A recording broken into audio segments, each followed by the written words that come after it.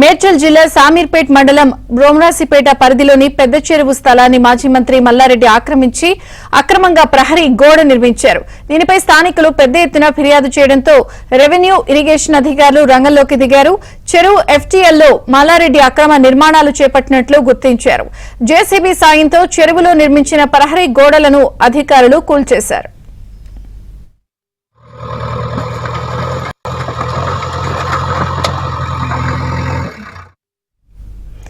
మాజీ మంత్రి మల్లారెడ్డికి అధికారులు షాక్ ఇచ్చారు. అలాగే ఇప్పటికే ఆయనకి సంబంధించిన అక్రమాలు కూడా ఫిర్యాదుల నేపథ్యంలో వెలుగు చూస్తున్నాయి.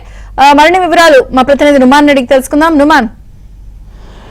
విజయచంద్రిక, మాజీ మంత్రి మేడ్చల్ ఎమ్మెల్యే మల్లారెడ్డికి అధికారులు వరుసగా షాక్ ఇస్తున్నారు. ఏదైతే ఇటు షామీర్పేట మండలం బోమ్రాసిపేటలో ఉన్నటువంటి పెద్ద చెరువును ఆక్రమించి ప్రహరీ గోడ నిర్మించినటువంటి మాజీ మంత్రి మల్లారెడ్డికి సంబంధించినటువంటి ఏదైతే ప్రహరీ గోడను పూర్తిగా ఇటు ఇరిగేషన్, రెవెన్యూ అధికారులు కూల్చివేశారు. ఉదయం నుంచి కూడా ఈ కూల్చివేతలు అయితే కొనసాగుతున్నటువంటి పరిస్థితి. ముఖ్యంగా సర్వే నెంబర్ 315, 407, 408 ఈ 3 సర్వే నెంబర్లకు సంబంధించి ఈ ల్యాండ్ ఏదైతే ఉందో ఇదంతా ఎఫ్టీఎల్లోకి, పెద్ద చెరువు ఎఫ్టీఎల్లోకి ప్రవేశించి మొత్తం కూడా చెరువును ఆక్రమించి నిర్మాణాలు చేస్తున్నారంటూ కూడా అక్కడ ఉన్నటువంటి స్థానికుల నుంచి పెద్ద ఎత్తున ఫిర్యాదులు వస్తున్నటువంటి నేపథ్యంలో గతంలో కూడా ఇటు ఇరిగేషన్ అధికారులు మల్లారెడ్డికి ఇటీవల కాలంలో నోటీసులు ఇచ్చినా కూడా వాటిని తొలగించలేదు. సో ఈ నేపథ్యంలో ఇరిగేషన్, రెవెన్యూ అధికారులు కలిసి అక్కడ పూర్తిగా కూల్చివేతలు చేస్తున్నటువంటి పరిస్థితి. సో ముఖ్యంగా మల్లారెడ్డి అంటే వివాదాలకు కేర్ ఆఫ్ అడ్రస్ అని చెప్పొచ్చు. సో వివాదాల్లో ఎప్పుడు, ముఖ్యంగా ఇటు భూ వివాదాల్లో ఎప్పుడు నిలిచేటటువంటి మల్లారెడ్డికి సంబంధించి ఏదైతే సర్వే నెంబర్ 82 సుచిత్రలో ఉన్నటువంటి సర్వే నెంబర్ 82కి సంబంధించిన వివాదం వైపు కొనసాగుతుండగా,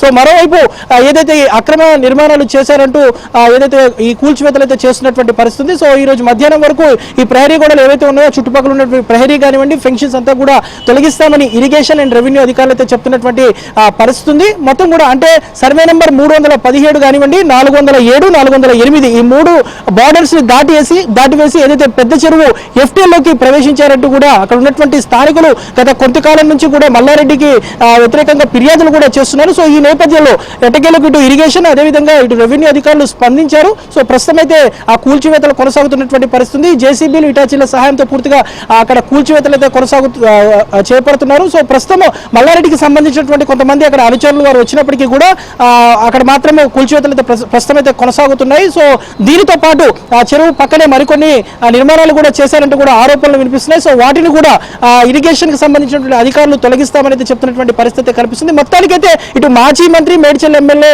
మల్లారెడ్డి మాత్రం వరుసగా భూ వివాదాల్లో నిలుస్తున్నటువంటి పరిస్థితి. సో అతనికి సంబంధించినటువంటి ఇటీవల కాలంలో ఆ సర్వే నెంబర్ 82 సుచిత్రలో వివాదం కొనసాగుతుండగా ఓవైపు, సో మరోవైపు ఈ వివాదం కూడా కొనసాగుతుండడం ప్రస్తుతం మల్లారెడ్డి మీద మాత్రం ఇటు మేడ్చల్ జిల్లా వాసుల నుంచి కూడా తీవ్రంగా విమర్శలు అయితే వెల్లువెత్తుతున్నటువంటి పరిస్థితి కనిపిస్తుందని చెప్పొచ్చు. రైట్, దీనిపై మల్లారెడ్డి ఏమైనా స్పందించారా నుమాన్? ప్రస్తుతం మాత్రం మల్లారెడ్డి దీని మీద ఎలాంటి స్పందన ఇవ్వలేదు. సో మల్లారెడ్డి కుటుంబ సభ్యులు కూడా ఎవరు దీని మీద స్పందించలేదు.